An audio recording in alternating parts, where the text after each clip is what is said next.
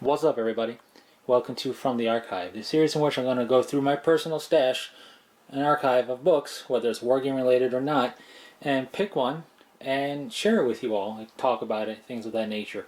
Over the years of being, a nerd and into this hobby and whatnot, I've amassed a collection of books, and for one reason or another, I tend to keep them, and whether or not I even really enjoy them, I just tend to keep them because I like physical, tangible books on stuff. And a lot of these books, pretty much all these books you're looking at here in one way or another, has helped shape my personal tastes, thoughts, and ideas when it comes to collecting miniatures in this wargaming hobby, maybe as direct inspiration or just something in the back of my mind. So I thought it would be cool as I unpack these things to share them with you. So what I'm going to do in each ramble, I'm going to pick one book kind of haphazardly, and I'm gonna go sit down at the table with you, and we're gonna look through it. I'm gonna give a basic thought synopsis on it, share my opinions on it, break it down a little bit, maybe look inside of it a little, and just talk about it, whether it's a novel, a codex, or a tabletop RPG book or whatever. So some of these books I have multiples of for some reason, not really sure why. Other books I do not, and it's just going to be some fun. I thought it'd be cool to kind of get some insight, perhaps, and share my thoughts on stuff that I have in my small little personal collection here, and for you all to share your thoughts as well on what I'm looking at when it comes to the book in question. What you have? Do you have the same book? What are your thoughts on it? And things like that. So this should be a lot of fun. So what I'm going to do now is I'm going to grab one of these books, and I'll meet you at the table.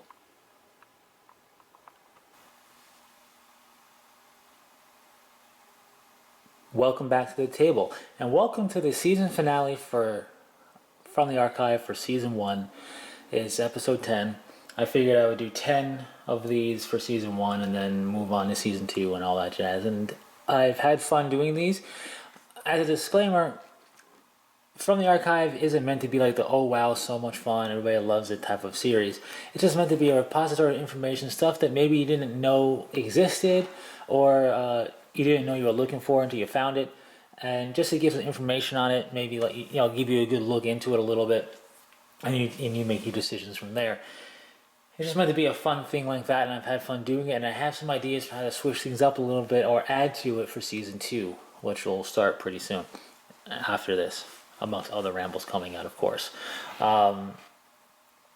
It's interesting because I can't really do requests because you don't really know what I have. So you can't just request something and expect me to have it necessarily. And I got plenty of requests for other stuff anyway, like things for At a Glance, which I will continue doing and so forth.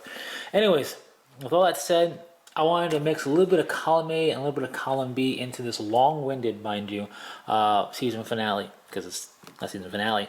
And that's why I chose this Battletech 25 Years of Art and Fiction. There should be an asterisk here now because this book is from 2009. So this book is now 11 years old as of getting into 2020. So it is actually 36 years now, but this was the 25th anniversary book. I might still be capable to purchase off Amazon or eBay. I don't know. Not that you need to. I'm just food for thought. So this means looking at around 84, 83, I think. Time period for how Battletech, or when I should say Battletech started.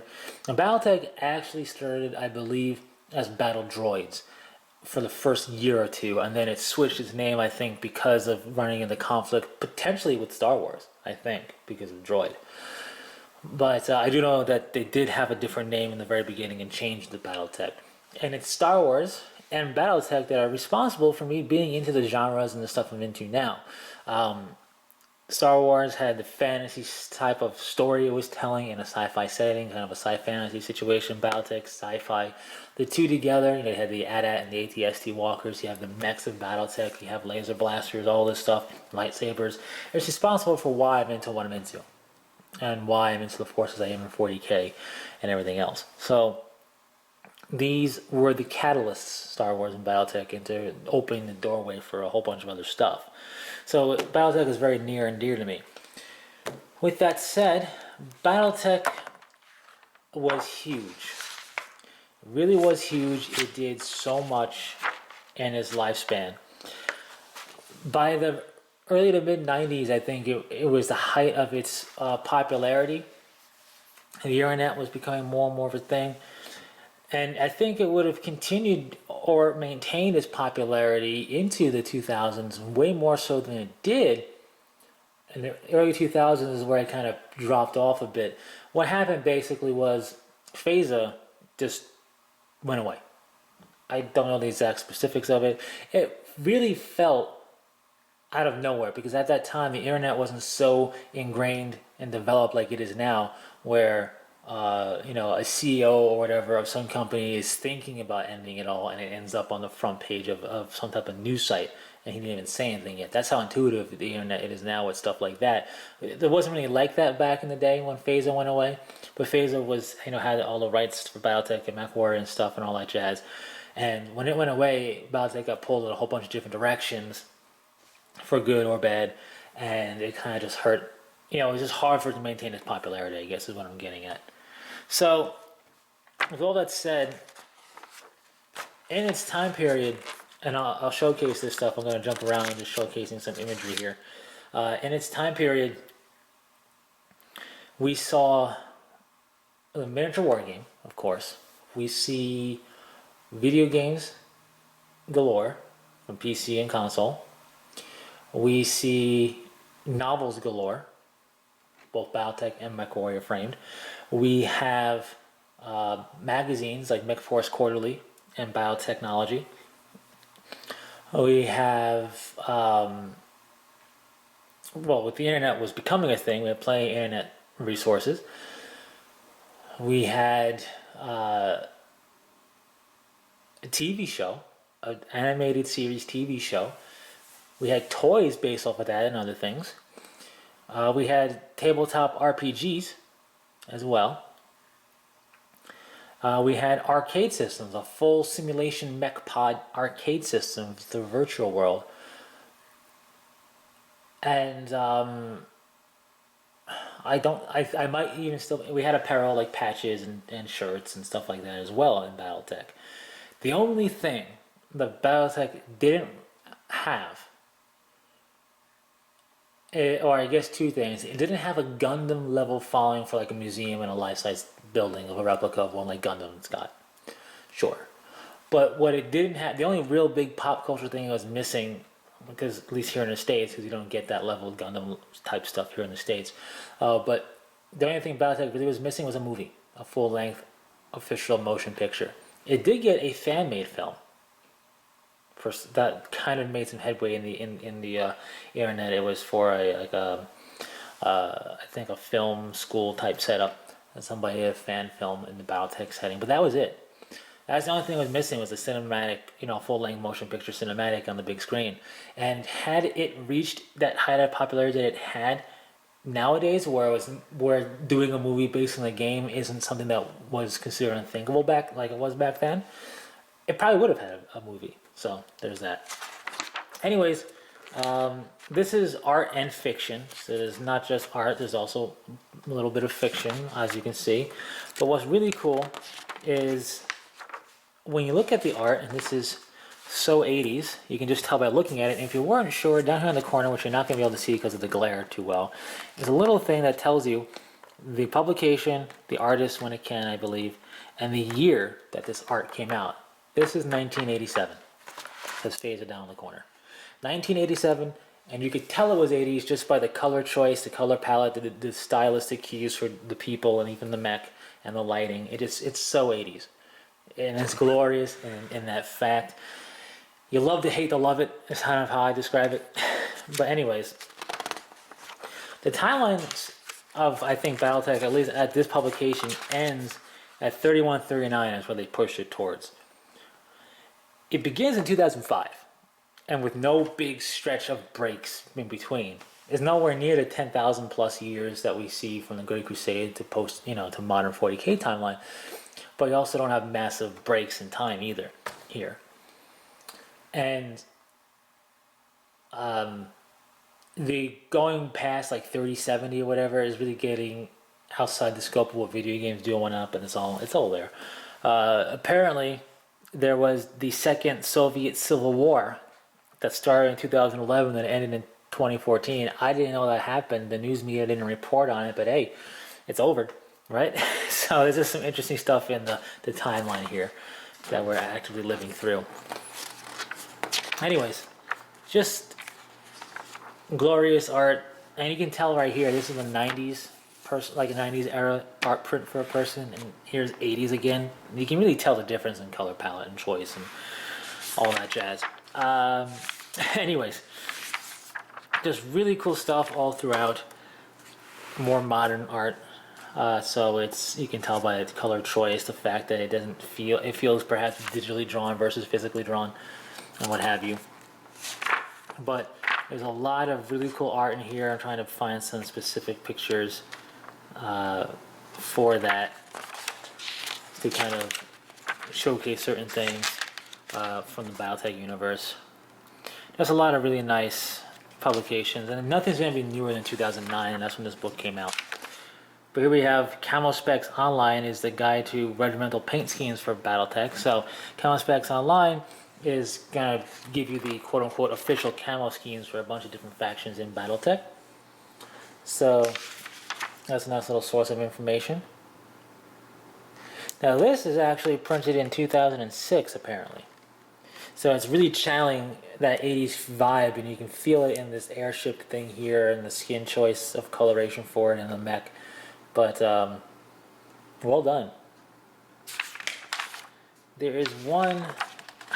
Well, this is the Awesome. That's the name of the mech. I've always loved the Awesome because its name, and it's like it's like a semi truck that walks around, and it's such an 80s design, at least in my opinion, and it's awesome, and it's glorious, and there's that. One of the iconic mechs is, of course, the Timberwolf, known as the Mad Cat. The Atlas is another one that we've seen. This is elemental battle armor. It's really cool. It's not just the mechs that seal the show, and I just love gushing on Battletech.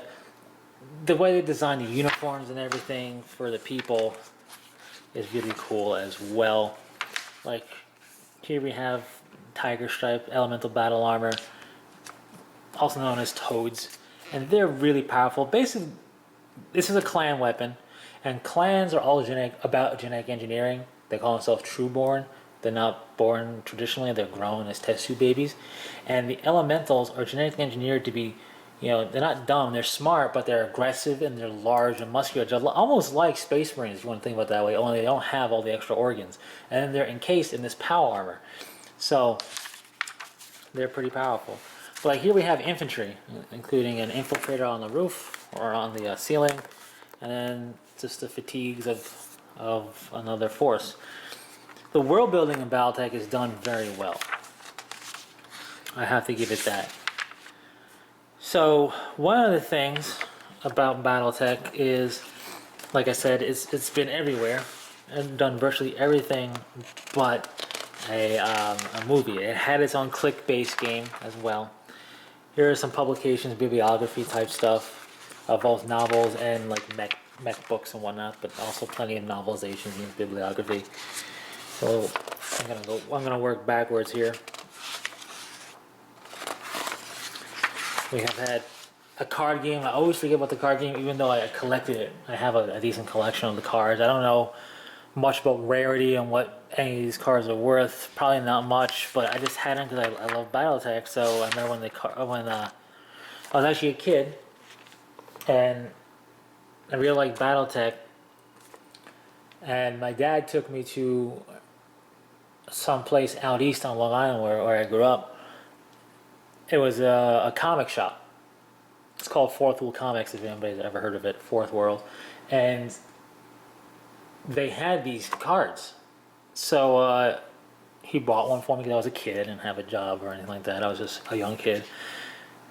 And then every so often when he passed by there, he didn't pass by it a lot, he'd pick up a card pack or two, and I asked how I got my collection, so that was pretty cool. Never quite learned how to play it, but nobody else even had it, so it didn't really matter. Here are some patches, including a Mech Commander patch. Here is connects. That had connects, not just standard. What's the word? Not just standard toys, but connects things you would build. They're not quite a Lego, but hey, there's actually fan-made sites that teach you how to make Lego Battletech mechs. Anyways, so I had all that. It had comics. Here's the comics. Here's some more toys, not based on the TV show. Here's a TV show, by the way, and there is more of the TV show, and there are toys based on it from Tyco, as you can see right down here. I have a couple of those. This is the Virtual World Entertainment Mech Pod. These are patches based off of it. You got a little. What was really cool about the game was you got to print out whatever mech you were using, its equipment and everything, and then it gave a little narrative of what you did in terms of when you were fighting somebody, what hit you, the damage you did, what you hit, the damage did, and it was done in narrative. And for the life of me, I can't. I know I kept some, but it was decades ago. And I don't think any of those survived. If I did, I'll definitely do it in a video, but they were just really cool. Some of the most fun I've had in arcade gaming. And that's the Tesla pod up there. There'll be another picture of it, but that's kind of what it looked like inside. And most buttons were actual buttons you could use and do stuff with. And it was just a lot of fun. And then total number of players was the total number of pods, and it would be just either a free-for-all or a team game, and it was just so much fun to play. You can actually go online and find a website to see where these pods are, these virtual world pods are, and where it's maintained to play. And then there's even like a storefront where you can buy and sell pods to own it privately if you wanted to, which if I had the money and the space, you bet I would. And then here's a whole bunch of the video games. From Mech Commander to the Mech Warrior series, there's the pod again. Just so much fun. Battletech Centers. The pod made it onto a Discovery Channel show talking about technology and things of that level, because it was pretty advanced for its time. It didn't originally start off as a fully self-contained pod. It was something that was open. It didn't have a roof and stuff on it, but then it eventually became the pod like you saw in that I showed you briefly. This is the click game. It had a click game as well. It was the MechWarrior Dark Ages click game. And that's pretty much everything they did, everything short of a movie, which I'm sure they would have had it been something that was considered possible to do. In the 90s, you didn't have Iron Man or the MCU movies or anything else like that to really show, hey, you can make a buck off of these movies. They didn't have that when Battletech was at its absolute height of popularity, so I don't think it ever was truly considered. I think if that happened nowadays, they totally would have a movie and it would be awesome. Here's one of the pieces of art that I remember the most. This is so iconic. This is 1999, and it's channeling its inner 80s with that buzz cut hairdo and the way they're doing the color choices, and they have the awesome mech in the background. That's its name, remember. It's just really great.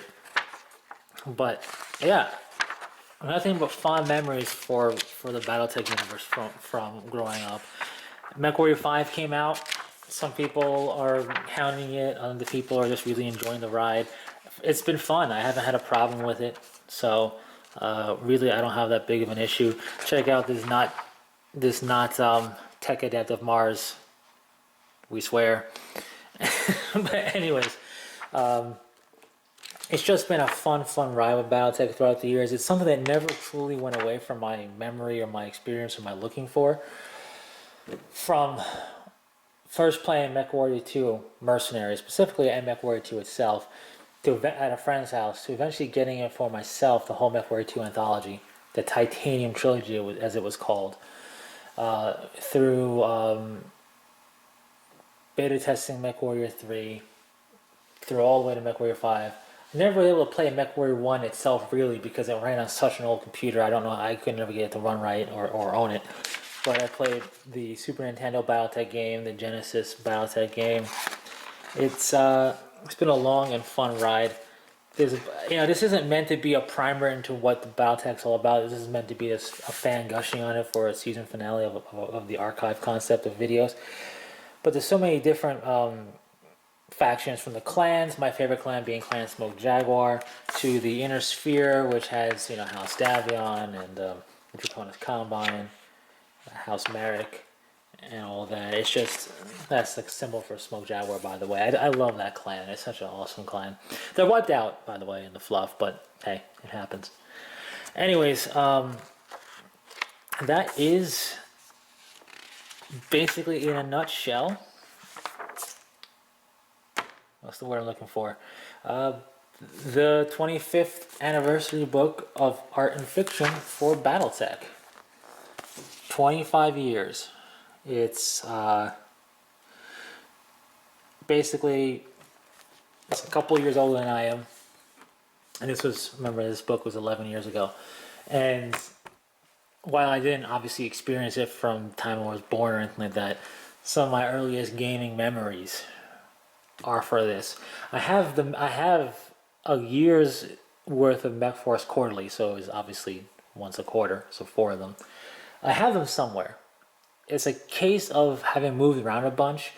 It's hard to pinpoint it down and find them. Once I do, I'll showcase them a little bit. But a fun universe, a fun setting, tabletop RPGs, the miniature game. You can hybridize the two together. There is video games. If you can find a not a test pod, a virtual pod. I forget what they called. I think they used to be called Tesla pods, but I think they're actually the virtual world pods. If you can find one in our arcade center near you, I think there's one in Texas, which might or might not be near you. But if you can find one, I encourage you to try it out. They're fun. It just did so much but a movie. And I wish and I would love for Battletech to get back into pop culture, because it's really more of a niche setting and game now. And if it was possible to come into a bit of more of a popularity, kind of like low level Infinity popularity, and go up from there a little bit, I think it would do so much for the setting. And I would just love to see it being played again and have a community about it again, because they're a big community. But now you really only see it at certain conventions that have a game day. You might see some people bust out their Battletech and play. Other than that, you have to kind of stumble across it yourself, unfortunately. So, are you a Battletech fan? If so, what are some of your fondest memories? Did you watch the animated series cartoon show back in the day? Did you have any of the comic books? Did you play in the virtual world pods? Stuff like that. Cool, interesting fact about the virtual world pods is that you could actually, the internet, this is why I feel some of the stuff was ahead of its time. It had the potential of internet play. So you could potentially have all the pods at one store, or one arcade, let's say 6 of them. Could be a team of 6 playing a team of 6 somewhere else. But the technology, of course, the internet at the time, nowadays would be no problem, but I think it was really kind of pushing the limits of what was possible back then for doing that. But it was cool. It was just a really neat thing. That's why it caught attention. Anyways, that's it for Battletech. 25 years of art and fiction. I know I went long-winded, but I said I was going to. Real quick, Season 2, I'm going to try and keep, alternating between specific 40k miniature wargaming stuff and then non-40k stuff that might be still interesting for people. I'm going to try and continue doing that, but I'm not limiting it to just books. It's going to be all types of creations, whether it's like if I own a DVD of something, or if it's like a train piece you can buy for something, or a scale model of something, whatever it is. It's not just going to be books. It's going to be all bets are off type of situation, just because it opens up for what I have that I think would be cool stuff to talk about and showcase, because it's not all just books that are cool, there's other stuff too. So anyways, that's just a little food for thought, a little insider for Season 2 coming at some point. Anyways, thanks very much for tuning in for this long-winded season finale. Battletech, very near and dear to me. Is it to you? Yes, no, and why in the comment section. And until next time, take it easy.